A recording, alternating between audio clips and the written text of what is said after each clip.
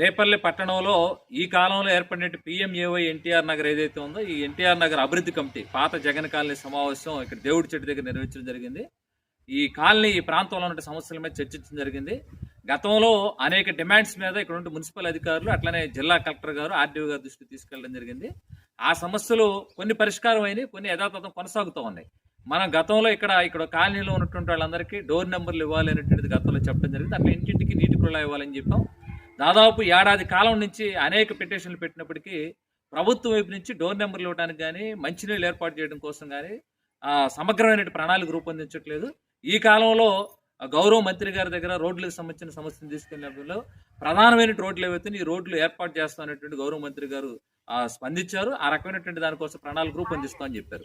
రోడ్లతో పాటు ఇంకా కొన్ని సమస్యలు ఇక్కడ తాత్కాలికంగా రేషన్ షాప్ ఒక పూట మాత్రం ఇక్కడ రేషన్ షాప్ పెట్టారు. ఏడాది నుంచి ఒక పూటే రేషన్ షాప్ నడుస్తోంది.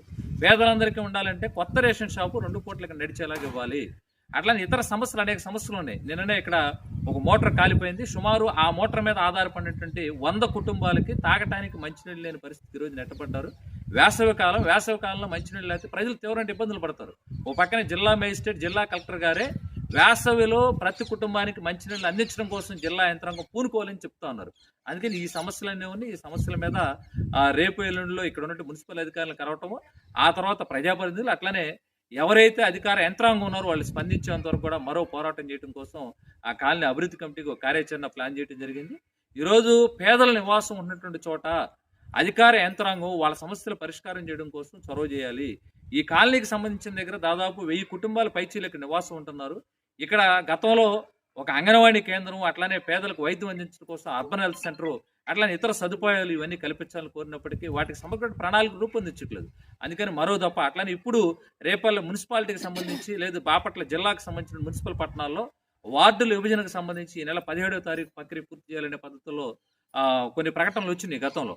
వార్డులు విభజన చెందితే గనక కొత్తగా ఏర్పడినటువంటి ఈ కాలనీ ఏదైతే ఉందో, ఈ పిఎం ఎన్టీఆర్ నగర్ ఏదైతే ఉందో దీన్ని ప్రత్యేకంగా వార్డుకి విభజన చేయాల్సిన అవసరం ఉంది. వార్డుకి విభజన చేస్తేనే ఈ వార్డుని అభివృద్ధి చేయడం కోసం అధికారులు ప్రజాప్రతినిధులు పూనుకోవడానికి వస్తుంది. అదేదో పేదలు వాళ్ళు పక్కన పడి ఉంటారులే, వీళ్ళు మనం ఏదో కొన్ని సమస్యలు పరిష్కారం చేసి సరిపోయింది అనుకుంటే కుదిరే పరిస్థితి కాదు. ఒక వార్డుగా దీన్ని ధృవీకరించాలని చెప్పేసి ఈరోజు పిఎం ఎన్టీఆర్ నగరం ఏదైతే ఉందో జగన్ కాలనీ